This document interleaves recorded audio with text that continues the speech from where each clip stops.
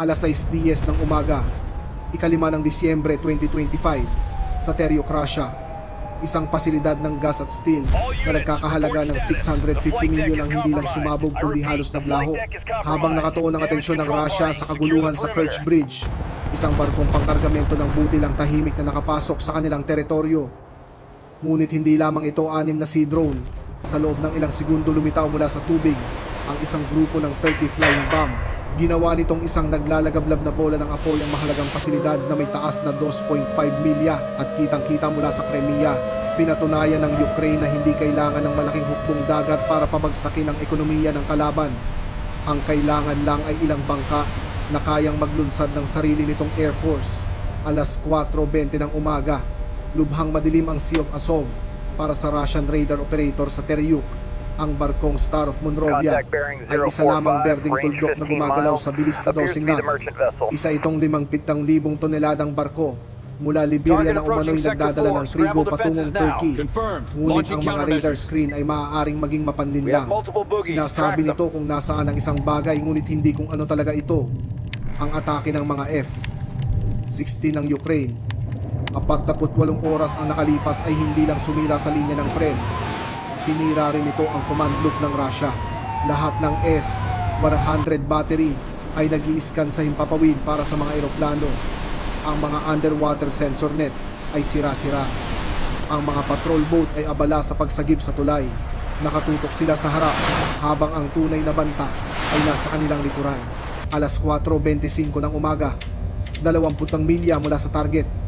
Ang mga cargodor ng Star of Monrovia ay bumukas malapit sa waterline. 6 na Mura B-5 drone ang nahulog sa nagyayelong tubig. Ngunit hindi ito ang mga karaniwang suicide boat. Ito ay mga mothership. Sa ibabaw ng bawat Mura V5 ay may custom-built flight deck. Nakalagay dito ang 4 na 13-inch na FPV quadcopter. Nakatiklop ang kanilang mga rotor at armado ng mga tank-killing shaped charge.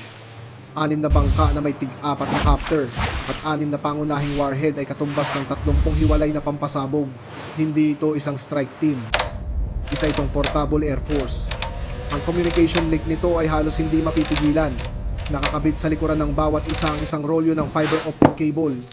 7.5 milya ng glass wire na mas manipis pa sa buhok ng tao. Maaaring subukang i-jam ng Russian Merman BN jammers ang radio spectrum. Ngunit ang pag-jam sa fiber optic cable gamit ang radio waves ay sumasalungat sa mga batas ng physics. Nasa tubig na ang mga drone. Ang swarm ay armado. Ang pag-atake ay nagsimula na. Sa unang oras, ang 6 na Mura V5 mothership ay gumalaw sa tubig sa bilis na 10 knots. Ang koneksyon ng fiber optic ay matatag nagpapadala ng live video pabalik sa Odessa. Ngunit pagdating sa 12 milya, nagbago ang sitwasyon. Naubos ang fiber cable. Nang maputol ang huling metro ng cable, automatikong lumipat ang mga Mura V5 sa kanilang backup link, isang localized encrypted mesh network. Ngunit ang radio waves, hindi tulad ng fiber optics, ay madaling madetect. Ang mga passive sensor sa Russian patrol ship na Sergei Kotov ay umilaw. Hindi nag-atubili ang electronic warfare officer. Pinindot niya ang alarma, high frequency spikes, multiple contacts, bearing 270. Nawala na ang element of surprise. Ang Sergei Kotov at isa pang Project 2021-60 patrol ship ay itinuon ng kanilang mga kanyon. Ang kanilang mga AK-630 rotary cannon ay nagsimulang umikot. Sa Odessa nagkagulo ang command room. Nakikita na nila tayo. Ilunsad na ang mga drone ngayon. Sa ibabaw ng mga Mura V5-24 na FPV drone ang umandar. Isa-isang inilabas ng mga quadcopter ang kanilang magnetic lock at lumipad sa madilim na kalangitan. Nakita ng mga Russian sailor sa deck ng Kotov ang isang di inaasahang pangyayari. Sa halip na sea drone ang umatake sa barko, ang mga sea drone ay naglulunsad ng sarili nitong Air Force. Ang unang wave ng 8 FPV drone ay lumipad sa taas sa 200 feet sa bilis na 90 miles per hour patungo sa 2 patrol ship. Ang target nila ang mga radar at gun director. Nagpaputok ang Sergei Kotov. Ang AK-630 ay kayang magpakawala ng 5,000 rounds kada minuto. Isang pader ng 30mm tracers ang bumalot sa himpapawid.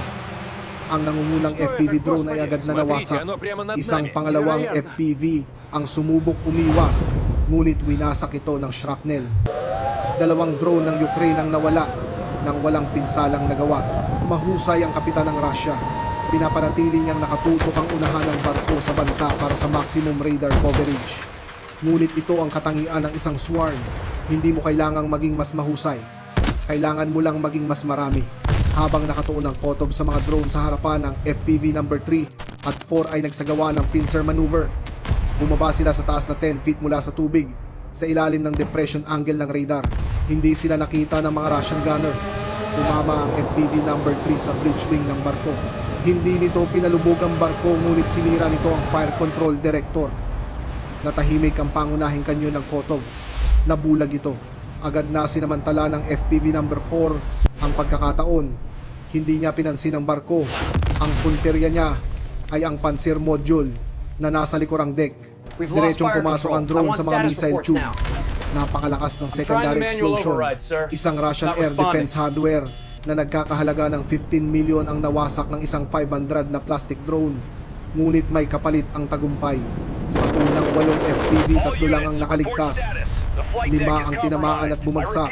Ngunit ang Sergei Kotov ay nasusunog na ngayon, palutang-lutang, at higit sa lahat bulag. Bukas na ang daan patungo sa dalampasigan.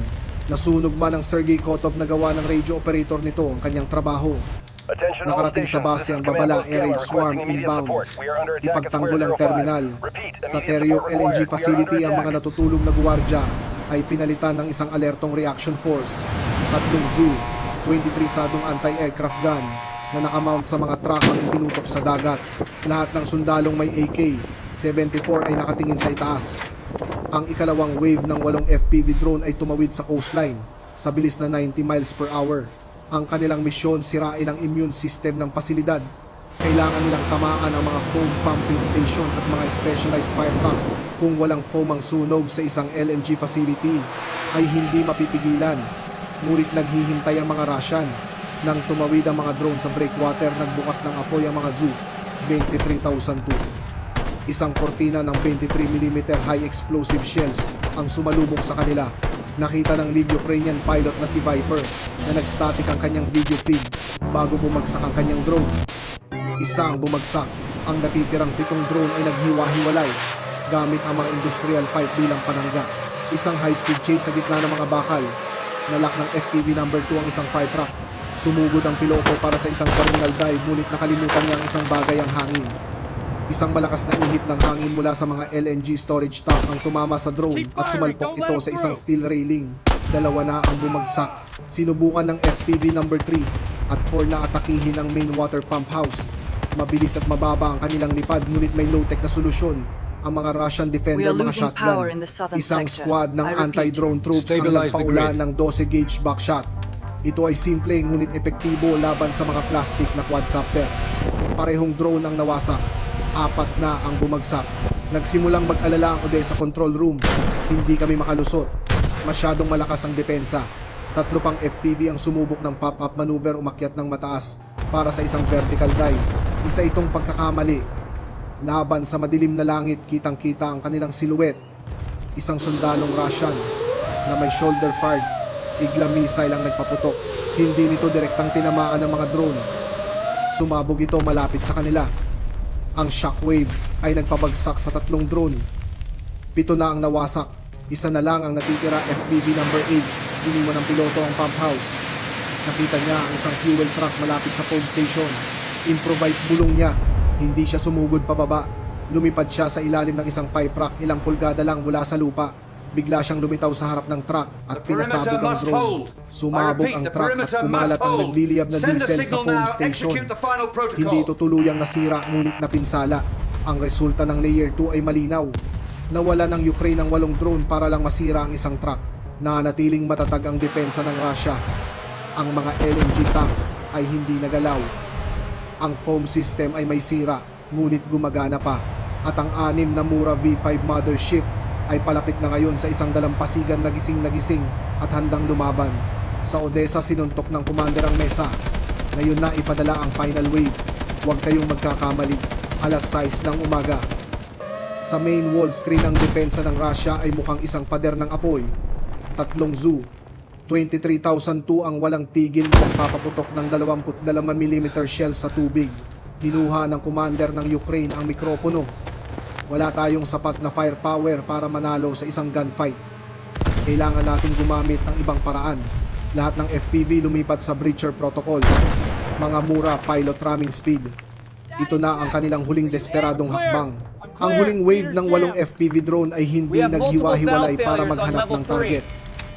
Sama-sama silang lumipad sa harap mismo ng mga mura V5. Ang misyon nila ay hindi pumatay. Ang misyon nila ay mamatay. Sila ay nagsilbing mga panangga, mga flying flak jacket. Sa dalampasigan nakita ng isang Russian Zu. 23 gunner ang formasyon. Nagpaputok siya patungo sa unang bangka. Ngunit ang FPV-1 ay hindi sinubukang harangin ng mga bala. Sa halip nagsagawa ito ng suicide airburst 10 metro sa harap ng gun pit. Ang shockwave at nakakasilaw na flash ay pumilit sa mga Russian crew na yumuko. Tumigil ang putukan sa loob ng 5 segundo. Iyon ang pagkakataon. Ang FPV-2 at 3 ay humiwalay sa formasyon at sumugod diretso sa mga baril ng Zu 23.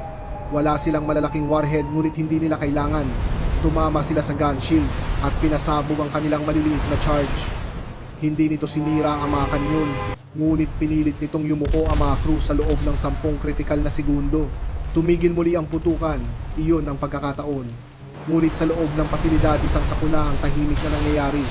Naaalala ninyo ang fuel truck na nasira sa Layer 2. Akala ng mga Russian ay naapulan na nila ang apoy. Nagkamali sila. Ang nasusunog na diesel ay tumaga sa mga cable trench sa ilalim ng main control room para sa mga emergency shutdown valve. Isang ligaw na tracer round ang nagpaapoy sa mga usok sa trench. Pinutol ng apoy ang mga hydraulic control line. Sa loob ng control room ang mga ilaw ay naging pula. Valve failure. Pressure critical. Sumigaw ang Russian station commander para sa isang manual override ngunit huli na ang lahat. Nakastuck sa bukas na posisyon ang mga balbula. Hindi pinansin ng FPV-45 at sa isang kaguluhan at pinuntirya ang pinakamahalagang target ang mga loading arm. Ito ay malalaking tubo na kumokonekta sa mga tangke na may lamang LNG sa 162 degrees Celsius. Tinamaan ng small arms fire ang FPV-4 ngunit kumonekta ang FPV-5. Ang shape charge ay bumuta sa cryogenic steel. Ang liquid gas ay tumama sa hangin at agad na sumingaw lumawak ng 600 beses.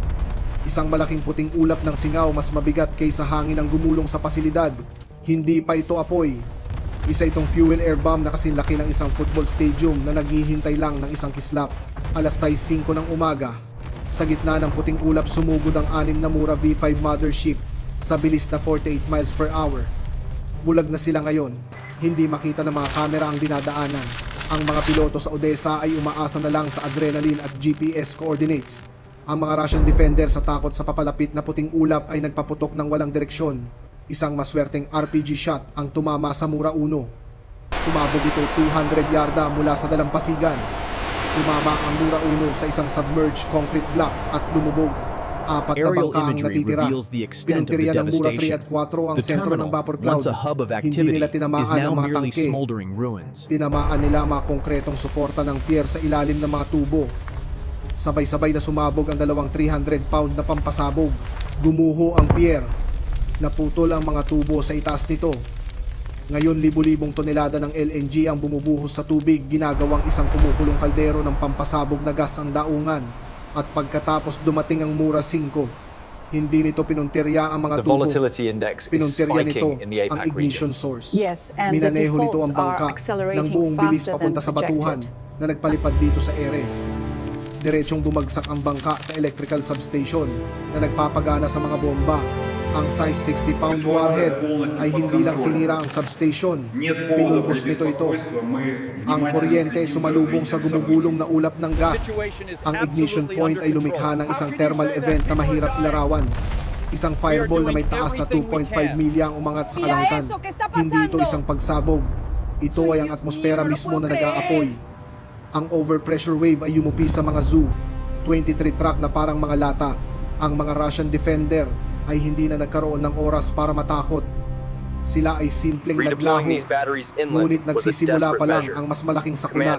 Ang init ay umabot sa mahigit 2,000 dinggalemong Fahrenheit na tumunaw sa bakal na balot ng mga main storage tank. Ang LNG sa loob ay kumulo nag-overpressurize at nag-trigger ng isang GLEV boiling liquid expanding vapor explosion.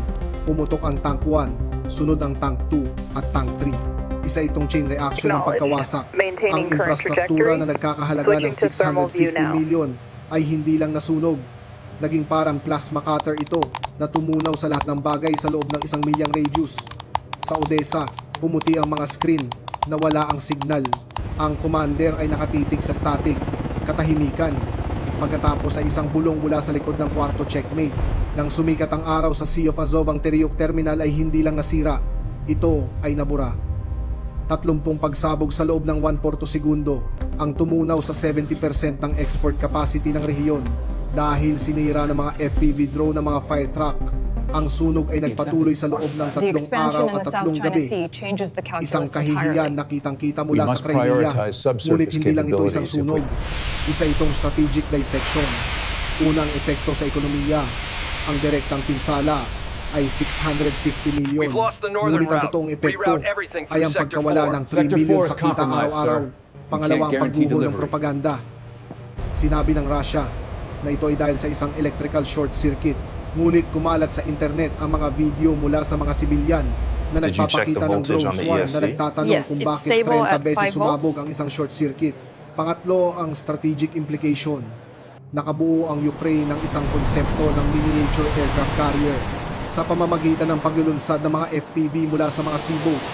Ginawa nilang isang kill box ang dating ligtas na Sea of Azov.